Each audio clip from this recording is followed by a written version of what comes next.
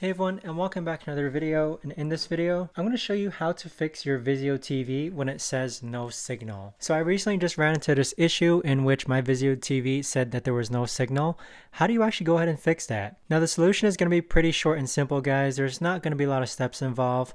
But what I essentially did was that when there was no signal on my Vizio TV, I went over to my plug on my Vizio TV and I actually pulled the plug. So what you'll do is that you'll actually pull the plug and then you'll make sure that your Vizio TV is completely turned off.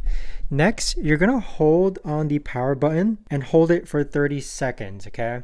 So hold the power button for 30 seconds, and what that's going to do is that's going to do a soft reset of your Vizio TV. So after 30 seconds, you want to make sure that you leave your TV unplugged for about a minute or so.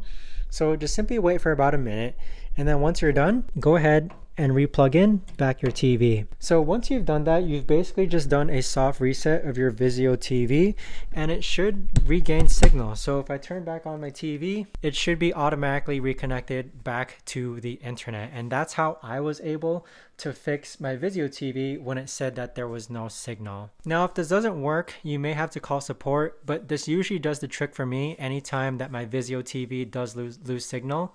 But let me know in the comments if you guys know of a better or easier way to actually fix your Vizio TV when it says no signal. But thanks so much for watching, everyone, and I'll see you guys all in the next video.